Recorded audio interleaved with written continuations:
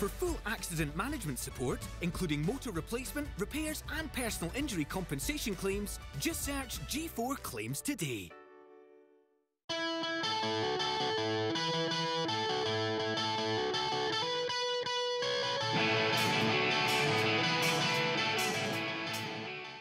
Hi and welcome to this week's episode of the DW podcast. I am joined by a Diet Coke man, Keith Lasley. Official. Other beverages are available. How are you getting on, alright? I'm good, mate. Good. Thanks. Yourself? Aye, good. Not bad at all. But a strange time, but I'm sure it is for everyone, not just myself. So, what's been happening? It must be a bit of I hate using this word, but a bit of a roller coaster year, because at the start of the year it was all great for Motherwell, and obviously coronavirus kicked in, and it's just been strange times, eh? Aye, it has been. I think every year's a roller coaster year. As a Motherwell fan, you would probably know that better than most. But no, listen, it has been, a different year for many reasons. But the main one, obviously, being the situation we find ourselves out of football, obviously. So that's obviously had its effect on the game with the lockdown period itself, which was strange, to be honest, is the only way of putting it. And you just do your best with it. You do your best to try and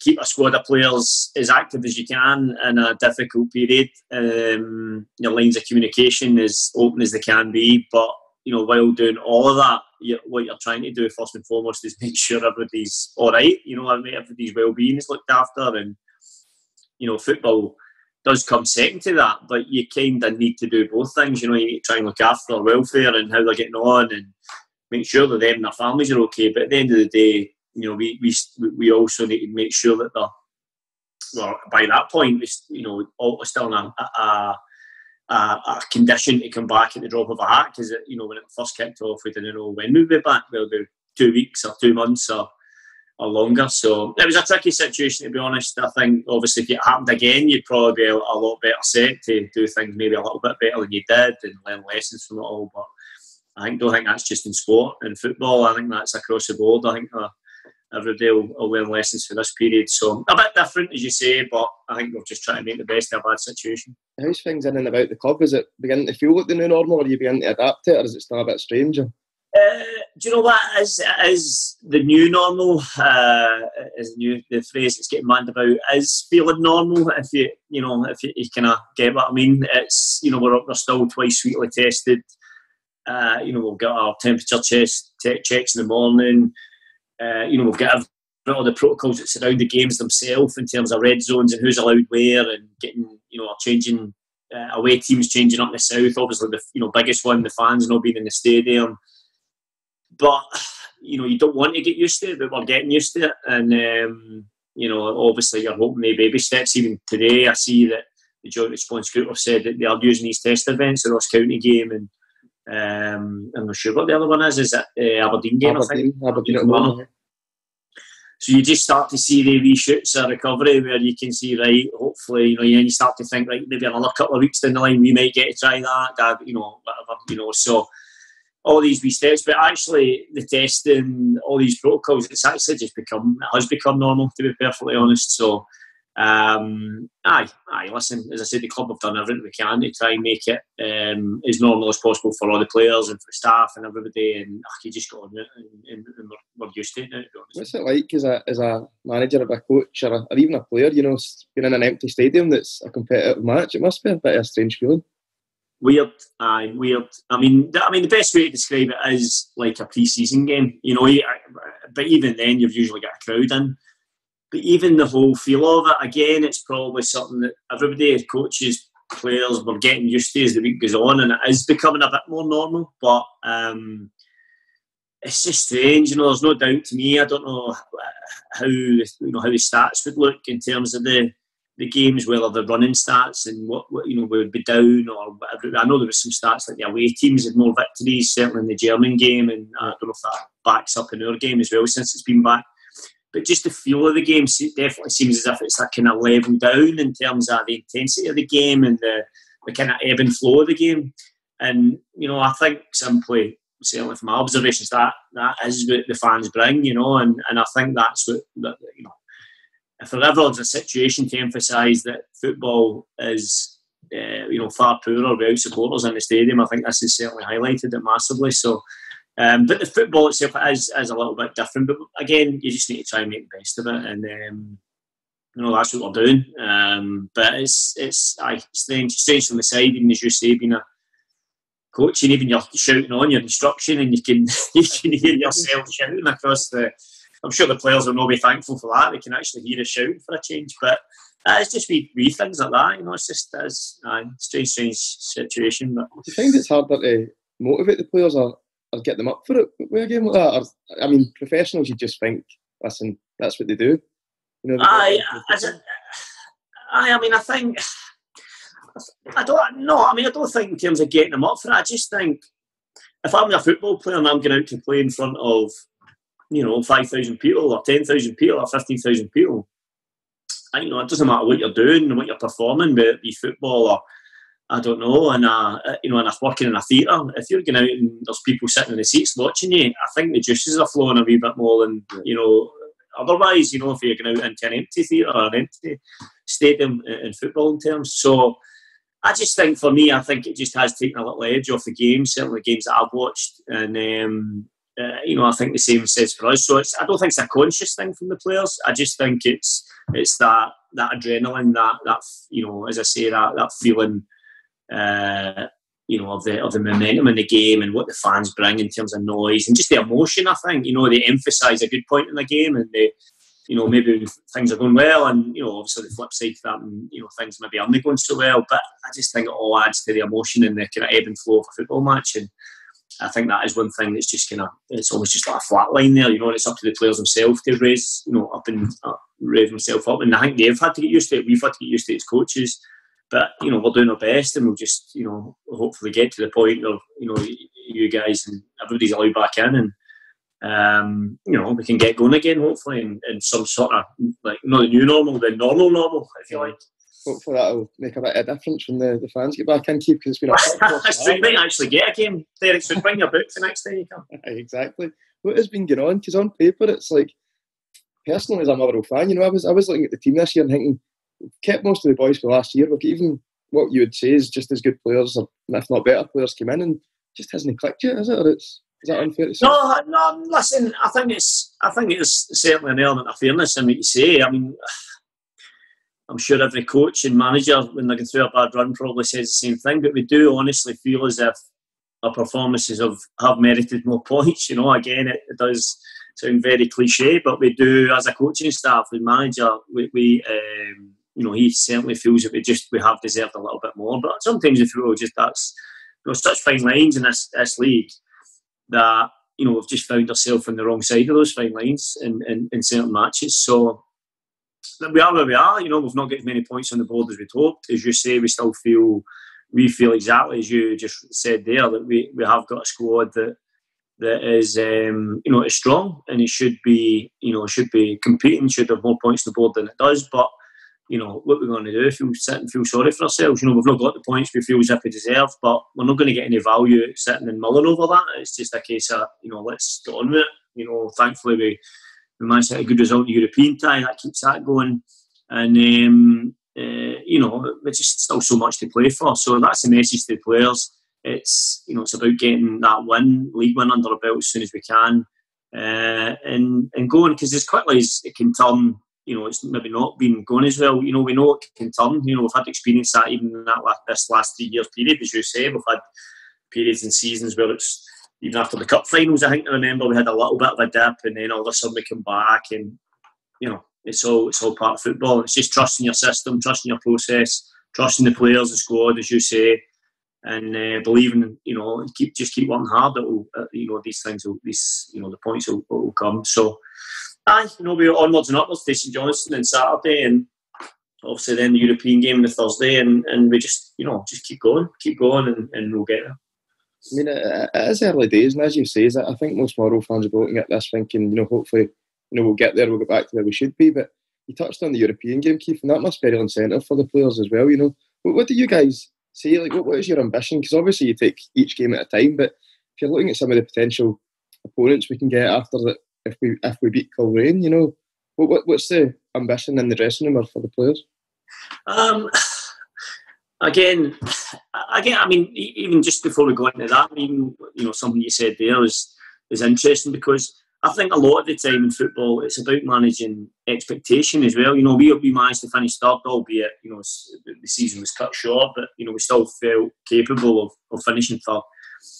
But then, obviously, we know as a consequence of that, the expectation then becomes, you know, that's the bar set. And not that we, as a staff, and, you know, we want to lower that bar in any sense, any way, shape or form. But what we have to be realistic about is that it's bloody hard finishing third in this league of a team of our size, and budgets and things like that we have at our disposal. So to get back to that is going to be some achievement, you know. But in saying all that, you know, we don't. It's a balance to be had there, you know. We don't want to dampen those expectations. We want our own expectations. As you know, myself as a player, I always wanted to win every single game, knowing the fact that I wasn't going to win every game. But so, you know, you don't want to dampen that. But there's got to be a sense of realism for us that, you know, that was one heck of an achievement, and to get back there is going to take even more, because these clubs that you finished above, your Aberdeens, your Hibs, your you know, are investing heavily, are coming for you. So, you know, that fact I don't think should be lost. But in terms of the European thing, you know, what is the expectation? The expectation is to win, or not expectation, but the target, if you like, is really, you know, to win the next game. It's to win the next game, and then I know, you know, we have our next opponents already. I think is at the Hapoel or the Albanian side. You know that far. I mean, honestly, we're not even thinking further than that, to be honest with you. You know, I know as a player how much I enjoyed it, and you did see, you know, potential further opponents and things like that, which is great. Listen, it's exciting. It's what we worked so hard for last season, but to have this opportunity. But again, I've played enough of the games. I've played enough of the games that are you know, you're expected to win and you slip up. So, no, I just don't think we can get too far ahead of ourselves, and we look forward to Coleraine, who had a great result over at Motherwell, who are no mugs. Side as well. So that's a bit of a skill for them, which will give them confidence. But, you know, equally we've got to, you know, we'll be going there to win, you know, to set up to win the game. There's no doubt about that. But we know the challenges ahead, and actually the Glentoran game I think was a good precursor for it, because I think it'll be a similar type of game, you know, a similar type of match-up, and you know, we'd certainly sign up for the same result, but I think it's going to be a bit tougher to get that result, to be honest. Especially being away from home as well, it adds that different dimension with the travelling and stuff as well, doesn't it? Oh, definitely, and that's the other thing. I mean, even for you know, for the fans, and I just think what a trip that would have been for the fans, you know, going to Belfast, and, you know, there's no far to go. Even with everything that's going on, you know, even if there was some sort of dispensation for fans to go, you just think they'll obviously a long distance to travel. You know, I would think Motherwell maybe chance of taking a couple of thousand over there, you know, and you know, what atmosphere that would have been. And by the way, would have been right. Even I'm thinking last week for the Glentoran game, that would have been the same. I would imagine they would have, in normal times, if you like, would have brought a couple of thousand over, and you can imagine what the atmosphere would have been like there. Although I think, as far as I can see, you know, some of the boys tried their best before kick-off, where they're up in the far corner. If I've seen some footage of some of the young boys with there no pyro, no party up in the corner as the players arrived. So that was that we certainly seen a wee bit of that. But look, listen, the European adventure is always great. I loved it as a player, and, you know, I'm enjoying certainly the challenges as a coach now as well. What's the main differences in, Keith, going from a player to a coach? Because I know just when we started this podcast, before we started recording, you were eating a Milky Way or something, or a Mars bar. I'm just checking how many calories are in that. Hold on. How's the transition? Not deep fried right enough. How's the transition been? Because it wasn't quick, but I mean, you were expecting another year in your playing career almost, and then you got offered the job as assistant manager, and it must be a hard one to turn down. But because you go every day to then being on the sidelines, eh? It was still a decision, you know. Honestly, it was, because you get yourself to a point, and, you know, you don't want to. I had a year's contract left, to be honest, in my playing side, and having worked so hard to kind of get where you are as a player, and still felt as if I had an impact to you know, or something to give the team. And I think if I didn't have anything to give the team, I think it would have been a far easier decision. You know, it would have just been open and shut case, right? I'm not contributing. And the last thing I want to do is be in a team, for my own kind of, you know, psyche, if you like, my own, to go into a Motherwell team and be that guy that, you know, nobody really wants anymore. I didn't even want that. You know, you want, you know, maybe that was happening already, to be honest. You tell me. But you know what I mean? You kind of, football doesn't often give you the chance to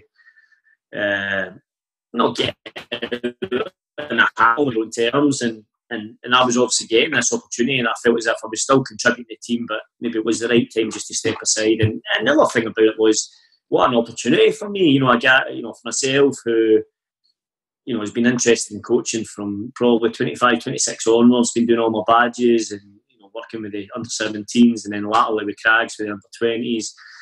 And, you know, for me, as a route into a club, particularly even at an assistant manager level, it just doesn't happen very often in Scottish football. There's not a lot of coaching jobs, good coaching jobs in Scotland, full stop. And for me to get the opportunity to do that at this football club, ultimately was the thing that was just too good for me to turn down. And well, you work so hard for your playing career, and it's just something you don't want to give up, essentially. There's just the pros, if you like, just once you weigh everything up and speak to Jane and speak to the, you know, your family, it just tipped too much in the balance, you know, and it was just like, what an opportunity. And, you know, I'm so happy that I made it. You know, you never know at the time. You think, right, you know, it's such a precarious profession, as we all know. And, you know, particularly what we've achieved, I think, in the last 3 years, to be a part of that has been so satisfying, and just it's been great, to be honest. So it's, you know, you work hard for it, but it's certainly, it was a big decision, but, you know, one, you know, I think was right in the end for all parties. I suppose in your situation as well, Keith, you've the captain, you've been assistant manager, so there's a lot of the boys in the dressing room that, you know, you've been pal with, or you've maybe had a laugh with, and then you need to change your persona. Are you a new Keith Lasley, so to speak? Do you know what? Yeah, and that was one of the trickiest things to try and transition, to be honest, because, you know, there was still a good, you know, that although that first summer there was quite a big turnaround of players, there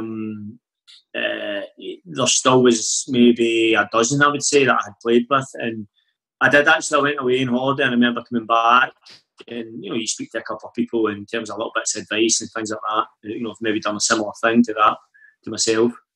So I did make a conscious effort. I made a conscious effort to distance myself from the players, you know, to try and, you know, just build a bit of distance so that I was comfortable, they were comfortable. You know, our relationship had changed. It's as simple as that. I'm not a teammate anymore.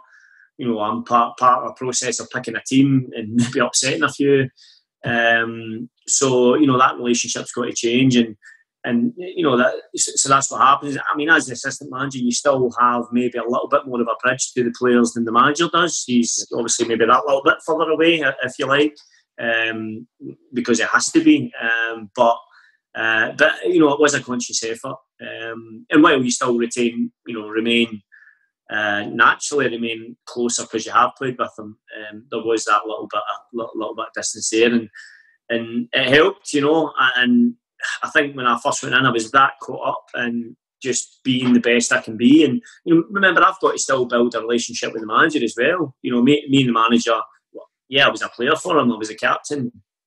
But, you know, I wouldn't say we were very close. Even as a manager or captain, we weren't maybe as close as I was under Stuart, for instance, or, you know, maybe Terry or some of the other managers. So I'm building a relationship with him. I'm trying to show him, you know, I'll repay his faith that he's seen in me, and concentrating on my job and being the best that I can possibly be. Yeah. And I think, you know, my mind was, you know, so focused on that. I didn't find the transition too hard, to be honest. I was so focused on just being the best I could be at my job, and you know, that certainly helped. You know, I think we went on a pre-season trip to Ireland, and it was like, just head down, get my job done. Yeah, have that little bit of distance, but it was like I was just so focused on what I was doing. How do you think the relationship's changed then with yourself and Stephen since you first started? Are you closer now, or are you still got the same relationship? What's the... Yeah, I think I'm naturally closer. You know, I don't think... I don't. It's funny. I mean, I wouldn't say that we're it's not harsh to say good friends, but I mean, in football you have. Likes of a Stevie Hamill, somebody you maybe play for 15 years. I don't think you can't get rid of him. You can't help it. Be somebody's friend maybe in that situation. But my first focus with the manager is just doing as good a job I can for him. As far as I'm concerned, my role is just to help him in every capacity for Motherwell to be the best team that we can get. That they can be.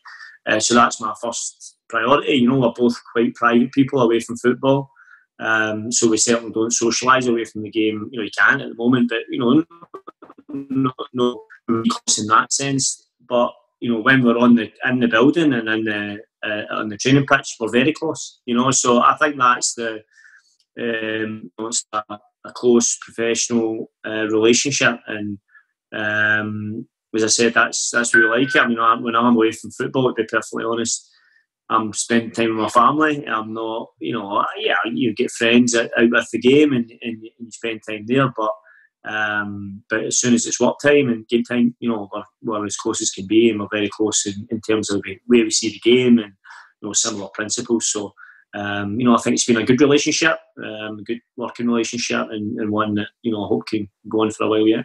It's funny you say that, because you always hear that saying, there's no friends in football, but you touched on Stevie Hamill there, and for yourself, Hamill, Clarkson, a couple of others, it's as if you have been friends all the way through your career, that you're still friends with this day.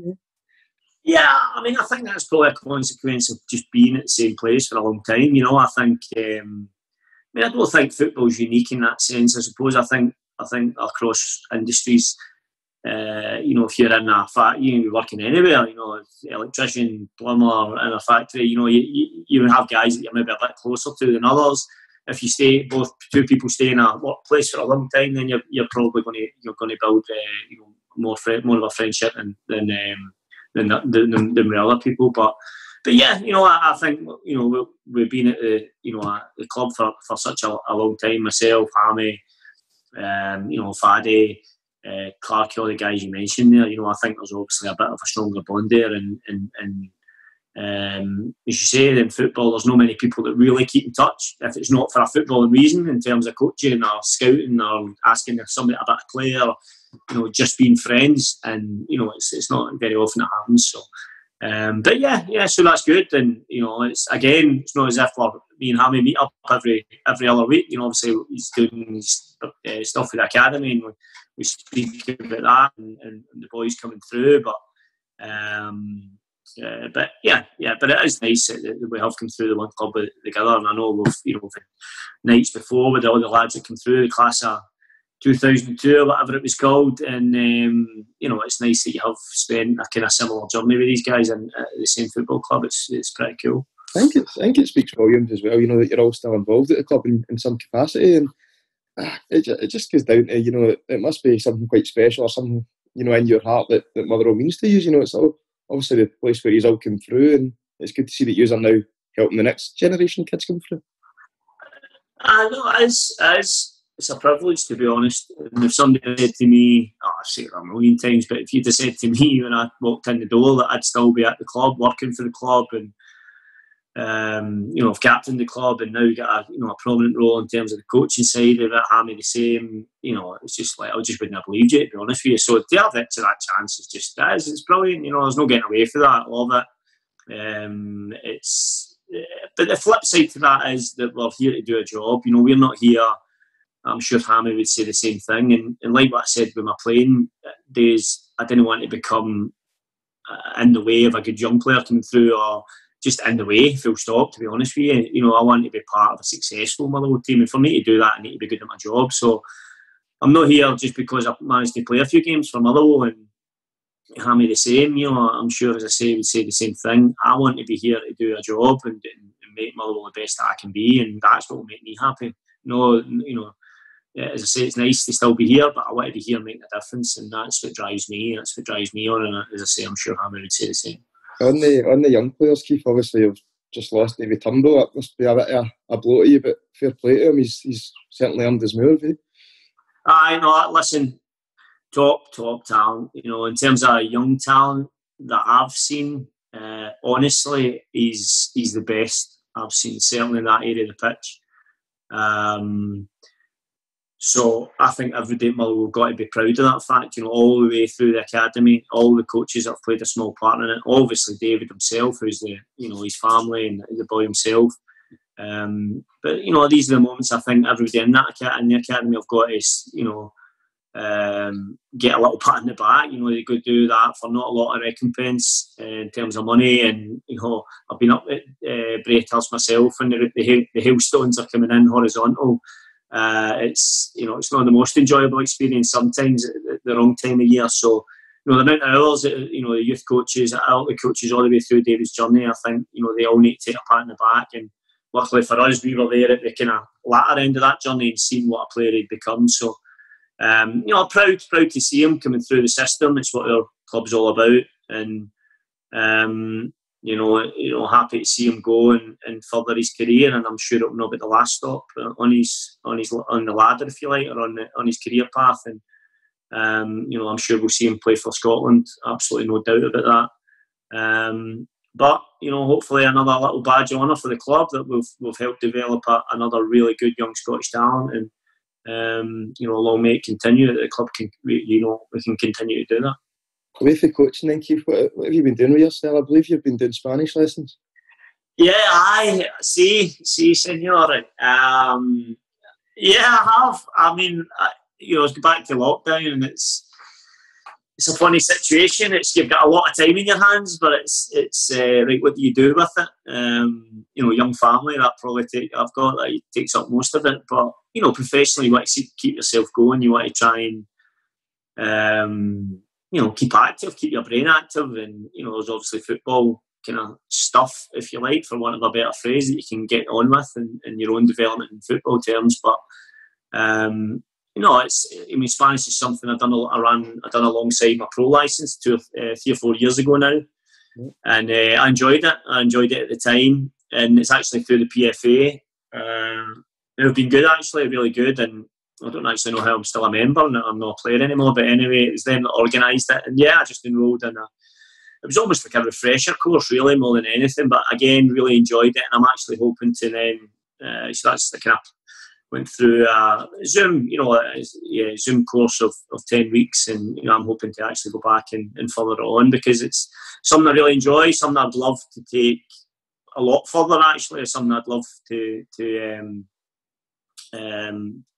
become fluent in if you can. But I'm a million miles away from that, certainly at the moment. It's very, very basic at the moment, but it's just something I really enjoy, and something you never know in a professional capacity. It may help you one day, but if it helps me order my beers when I go to Ibiza next summer, then if that's all it helps you with, then so be it. But listen, you never know. But it's the big thing is enjoy it, and it's learning something new, which certainly keeps you going. You say you've done that for your pro badge, Keith. How does that work then? Is it the PFA say what else do you want to do with your licence, or no? It was and the pro licence part of it now, part of the stipulation. I actually think it was Davy Moyes that kind of helped design that part of the course with him going over to Sociedad, I think he was. Okay. And he, I think, felt at the time, this is going back 6-7 years now, that part of the pro licence, which is the kind of final coaching qualification, UEFA coaching qualification, that we should have a second language as a stipulation on the course. You should at least be working towards a second language. Because I think the higher up the chain you go in football, if you want to have any ambition, the likelihood is you're going to have a pretty diverse changing room, and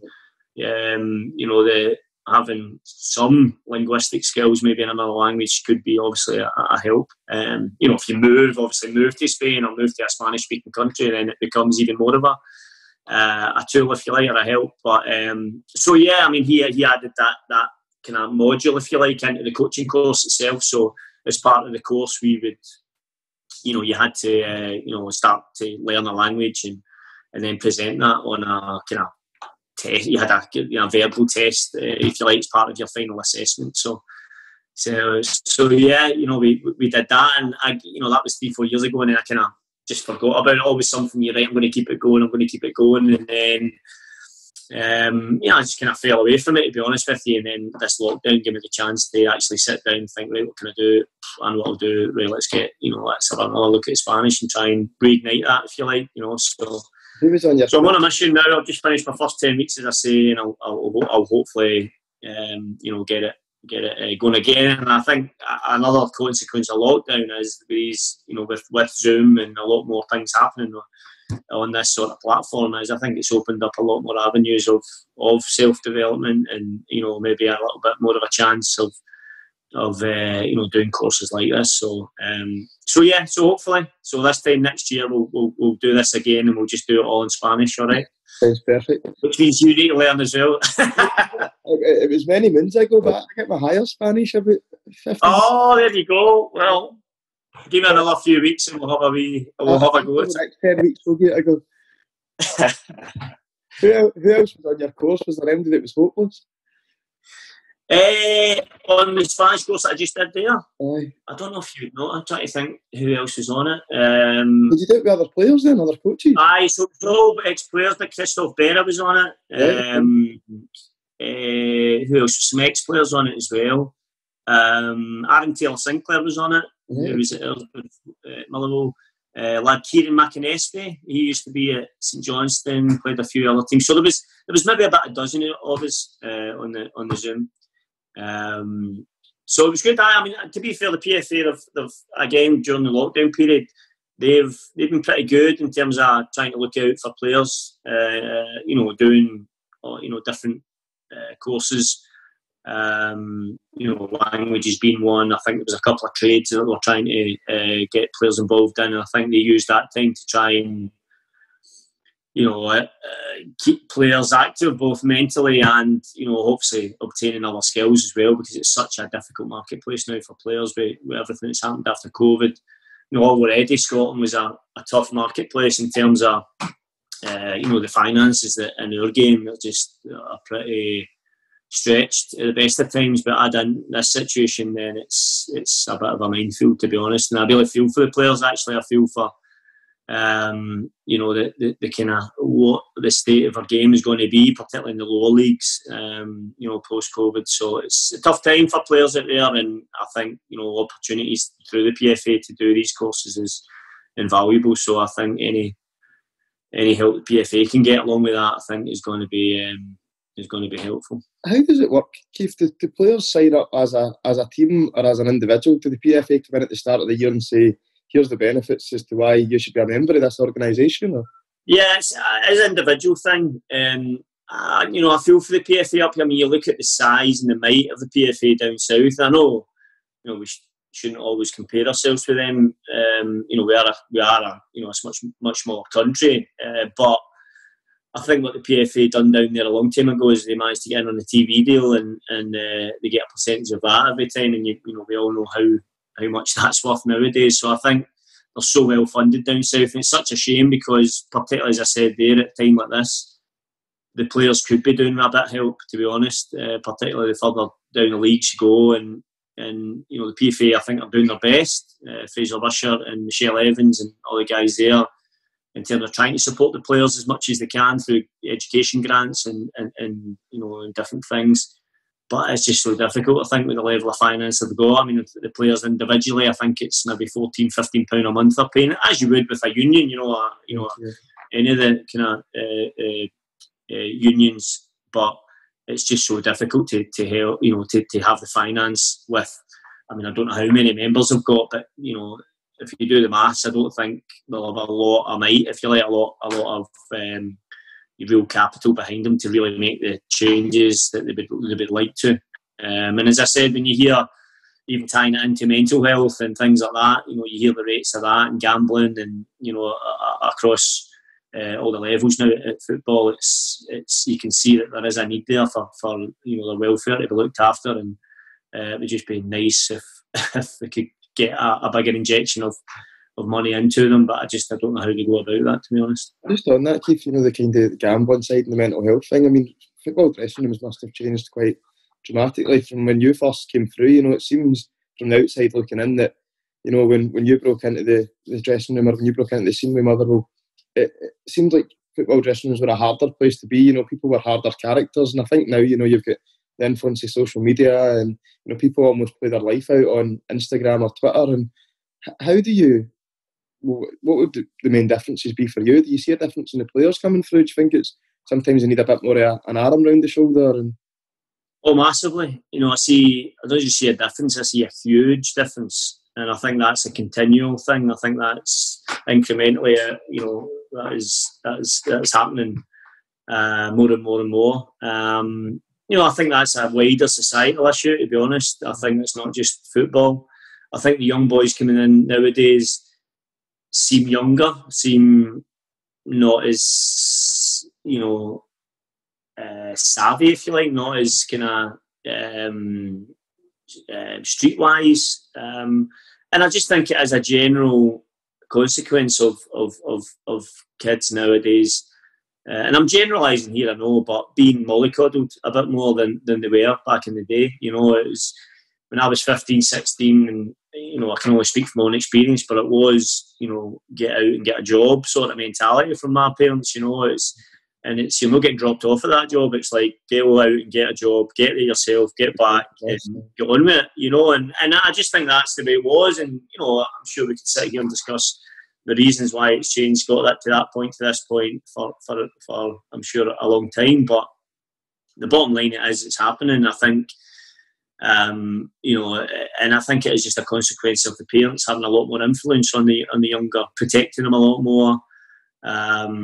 You know, just running their lives for them, I think, up to a much later stage than we, certainly my own experience, I feel, even my peers at the time, like Stevie Hamills and all these guys, I mean, we were in that dressing room and it was just kind of get on with it time. You know, you never went back and said, oh, Dad, he said this to me, or, you know, you never did know, there was no agents, there was no parents having any influence, and, you know, all that's just changed now, and it's even at a young age. And I mean, I don't think for the better, but I think the horse is bolted, to be perfectly honest, and I think it's going to be a hard thing to turn round. I just think you need to try and manage it as best you can,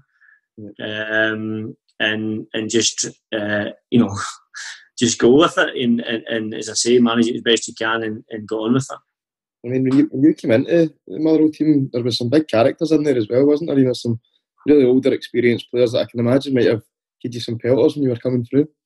Aye. I mean, no, listen, I mean, we come into a dressing room, it was like, you know, Andy Gorham, John Spencer, Don Goodman, you know, Pat Nevin, who's an experienced guy, you know, so you come in and I'm like, young boys getting into a dressing room thinking, I mean, my first thought, you know, well known, I didn't, you know, I came off, you know, as an apprentice electrician, come off a building site into that dressing room, I'm thinking, you know, what am I doing here? You know, this is I'm way at my depth here. But one thing, you know, I feel that stood me in good stead was the fact I walked off a building site, because I knew what getting a bit of stick was like. I knew what you know, getting sent to the shop for a long stand was, and a left-handed screwdriver and the likes, you know. So, you know, but that atmosphere that was there, and you just need to know how to manoeuvre your way through who's the strong characters, who's the, you know, the weaker ones, who, you know, and manoeuvre your way through a dressing room. And I think, going back to, you know, the previous question about young boys nowadays, there's much less sense of that. They've not, you know, in terms of how to read a room and read characters and manoeuvre your way through it. And but, you know, we certainly had to. In saying that, the older pros, which I found in experience, where they were hard, but they looked after you as well, you know, when they had to. And, you know, that's what was great, again, for us at that time. Particularly, you know, once we all kind of get flung in the team, we still had older ones there to really kind of guide us. And, you know, they sort of dressing rooms were probably the norm at the time, but, you know, such a help to us young boys at the time. Keith, you've got a young son as well, who's obviously, you know, following your footsteps, playing football. What advice would you give to your own son in the current climate? Yeah, I mean, again, that's an interesting one. It's going to be interesting. He's 8 at the moment, and, you know, as you say, he's into his football and he's playing. And, you know, in general, I think the parents have got far too much involvement in academy football now. Like, far too much. I think they have far too much access to watching the training, and I'm not talking about my son's age at the moment. They're still tots, but the further it goes up, I think what we've got to try and get back to is building a trust between the player and the coach, and a responsibility of the player between the player and the coach. And I think nowadays what you often find is it's the player, coach, and the parents. It's much more of a triangle rather than just that relationship between the player and the coach, and taking responsibility for his own performances. And when he has to ask a question himself. Now he wants to challenge the coach himself. And I think more and more that we're now getting that if there is something to be said or something that's done now, well, mum and dad's going to speak to you about it as a coach. And I'm not saying about any specific instances where that's happening. I just think that's a general thing that's happening, and probably not just in football. That's probably happening in schools and things like that, where the parents' involvement now. I mean, I don't remember. I honestly don't remember my mum or dad ever watching me train. Ever. Watch me play in the games, but now you go to any training centre now, or not now because of COVID, but before, and all the parents are at every training session. They're all involved in. They see everything. They it's just like, and I think that then leads on to the kids then maybe not taking their own responsibility when it does get to those latter age groups. So. I hopefully I'll practice what I preach, and I'll try and when it comes right that he takes his own responsibility. As I said, he develops himself. I'm there obviously to help him along the way. He's still only a tot. He's only 8 years old, but that'll be the challenge for me. I want to get involved, but I don't want to get involved. If you know what I mean, I want to be involved by not being involved and letting them get on with it. And certainly I feel as if, in general, that's the best way to go, and let these boys find their own way. Because ultimately, like that. Yeah. What's that? Sorry? Sometimes that you get people coaching from the side, but it's usually the parents that didn't make it and thought they should have made it, that are almost their dream. Well, I mean, I have no problem with that. But it might be a bit easier to take that step back and say, I'll let him go on his own track. Make his own mistakes, make his own, and if he's got something to say, you say it to the coach or whatever it may be. And it's maybe a kind of broad stroke and a simplistic way of looking at it, and it's not going to solve every ill, but certainly when we spoke about before, what is the main difference to young boys coming through nowadays? It is they seem, an 18-year-old now seems 4 years younger than an 18-year-old did 20 years ago. I'm trying to think of a better way of putting it. And as I said, that's not all football's fault. I think that's a wider issue, but to me, that's where we are at the moment, and it's something that we just need to try and manage as best we can, as I say. I do feel that you've hit the nail on the head, though. I feel it's a societal issue rather than a football thing, isn't it? Because you feel that there doesn't seem to be as much a rush for kids to get a job as soon as they leave school. They've almost got an extra few years to go to college or get a part-time job, whereas before it was, I'm going back many years now, but it was like you need to get an apprenticeship or you need to get a trade or you had to have more of a vision. I think now kids they're getting a bit more time. Yeah, no, absolutely. I think I can't agree more, to be honest. I think it's the proof will be in the pudding. You say, how will I manage my boy? And maybe I will be tested, maybe I will, I hope not, but, maybe, it'll get to me and I'm start protecting them more than I want to, I really want to, but, no, I agree. I just think it's that culture of get out there, make your own way in life, is just dissipated a little bit, and I think it's not for the better, to be honest with you. And, there's some exceptions, I think you look at Alan Campbell. He's a perfect example. I mean, that kid was a man the day he walked in the house, in the football club, sorry. And you look at him now, you look at his performance, he takes responsibility for everything, his condition. I'm sure you've heard that everybody wax lyrical about his the way he approaches his game, his football. I mean, that guy has just got the best attitude I've ever seen, ever. And I include everybody I've ever played with in that. It is unbelievable, his attitude to improving himself. as a football player. It's just frightening. But from day one, he's come in, and Alan was like a man. He was just a man, you know, and the way he carries himself, the way he trains, everything about him. And you can just tell if you told Alan, if you gave him one bit of information, he would just, from a very young age, he would carry that instruction out to the letter. You know, and he wouldn't look, if he made a mistake, he wouldn't try and blame anybody else or this or that. It would be, he would take the own up on and know that he's made many mistakes, to be honest, but he was just willing to take responsibility, would just make mature decisions at a young age, and sadly there's just not as many as we'd love. We'd love to have another 20 Alan Campbells, but they just don't exist. And certainly that boy's a credit to his family, and he's somebody I think's destined for big things. Would you put that down to Keith? Because obviously, you know, he is an exception, but such a natural talent, hard work, effort, everything about him is just total model professional, isn't it? Do you think that's something to do with upbringing, or do you think it's to do with him as a person, or just an individual? Or? Yeah, probably a bit of both. You know, but it's again, it just goes back to making his own decisions. To me, he looks like, you know, what you were describing there about, you get to 16, get out, get a job. And I know Alan was involved in the academy, so it's not a case of get out and get a job. He just, came into the football club. Mm-hmm. But to me, if Alan wasn't playing football at the moment, it would be having an apprenticeship, or it'd be, 3 years into a degree, but absolutely, firing through it, and doing, he wouldn't be in out drinking every Thursday, Friday, Saturday, Sunday night like most students. He would be in just he is just driven, and I think that's probably a word I would use. The driven is maybe a bit rarer now, I think, as well. Just having that personal inner drive. Not somebody else driving you, not somebody else motivating you. Having to be pushed constantly. I think that's the big difference. I think from 20 years ago, certainly when I first came into, there was a lot more boys with their own inner drive to succeed than I think there is across the board nowadays.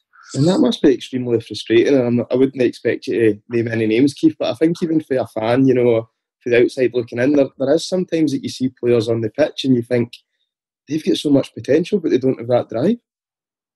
Yeah, I'm listening to go through, and I'm not just talking about Motherwell here, I'm talking more in general terms, I think. But again, this is not a unique problem. I think this is across the board, and I even include football. I don't think this is football. This is not football. This is, for me anyway, my own experience, I think this is across the board. I just think kids nowadays are just used to being told where to be at what time and getting taken there and getting brought back, and it's never their fault. It's and I think that's across schools, across sport. I just think it's where we are. I just think it's where we've gotten to. And the real ones now that will make it all the way to the top are the ones that can still display that inner drive, that. As I said, not having to be motivated, not having to be, just, I don't know what the best way of putting it is, but not having to look for answers all the time, so actually looking in the mirror and saying, right, I never worked because I wasn't good enough, it's like, it's always somebody's fault now, and I think, as I said, that's not just football, that's across the board for me. I'm telling you, Keith, I don't know if I'd want you out with my dad, because you're not getting the many lifts anywhere, you're not picking them up. But to me, it's part of, I'm saying how to navigate a room, how to navigate a housing estate, how to navigate, when the kids do that, let's drop them in the middle of Motherwell at 2 o'clock in the morning, right? And if everybody's got to go home, it's like having that sense of danger,